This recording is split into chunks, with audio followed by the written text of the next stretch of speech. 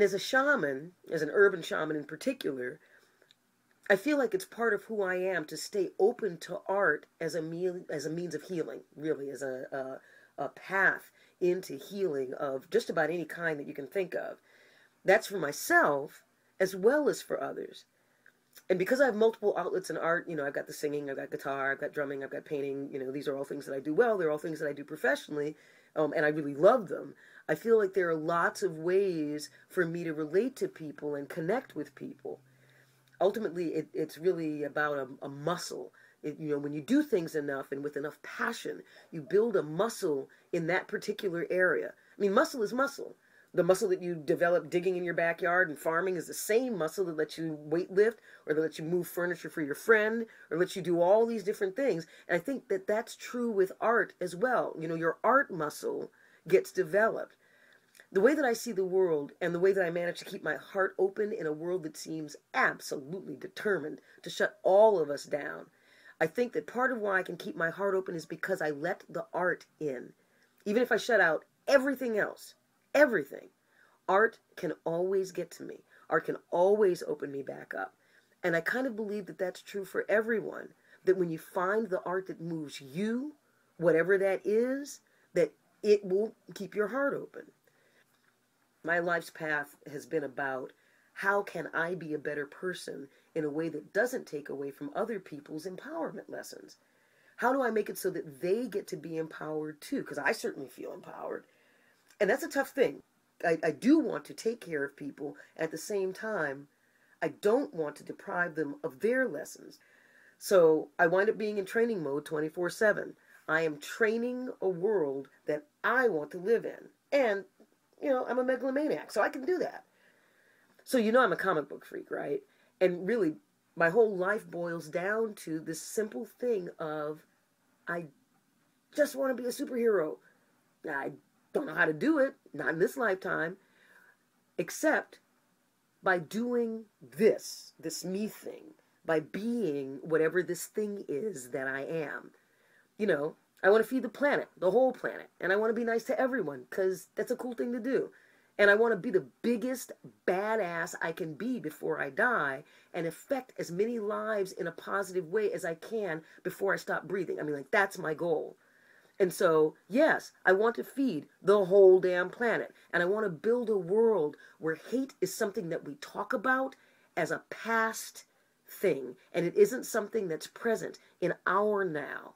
I don't think that the world that I see is that complicated. This is not rocket science. I think that it's a world where there's room for everyone.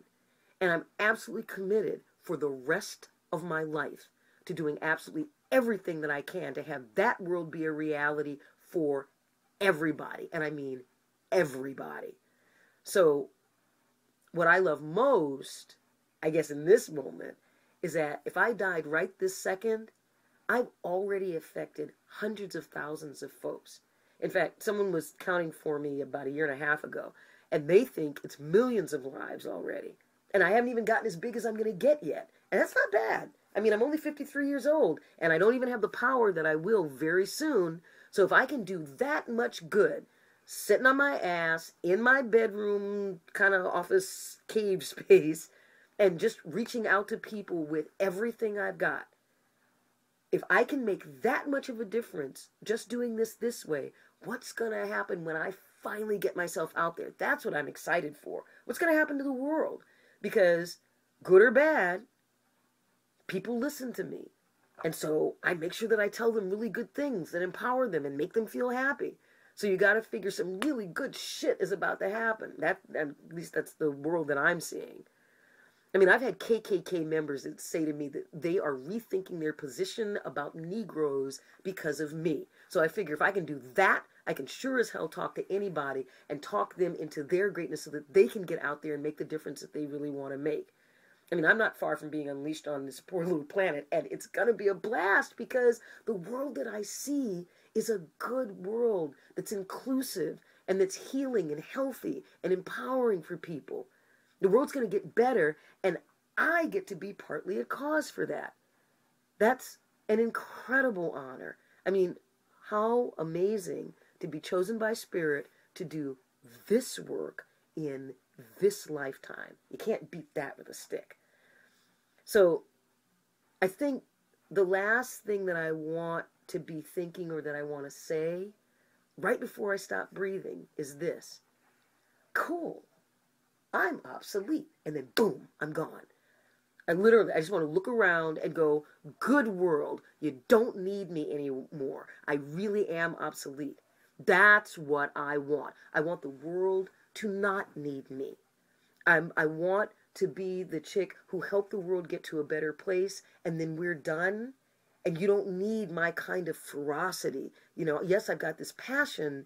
It's a passion. It's a warrior's passion. I want a world where my skills as a warrior are not what's called to the forefront. Because right now, the world needs me. It sucks that that's true. And it's great at the same time because I want to be useful and I've got good skills for the world the way it is now. It's back to that superhero thing. At the same time, what I want to say to you and to all the kids who I hope are going to be listening to this, you guys shouldn't need a lunatic like me. I want all of you guys to live in a world where somebody like me isn't necessary for the world to get better, where you're strong and empowered and you get to be out in the world in your full glory and it makes a difference and you get heard. That's the world I want. That's the world I'm fighting for. That's the world that I'm in the process of building. And that's the world that I'm going to give every ounce of my being's energy to having happen in my lifetime. So it happens in you guys' lifetime. I mean, that's what I'm here for. It's what I'm for.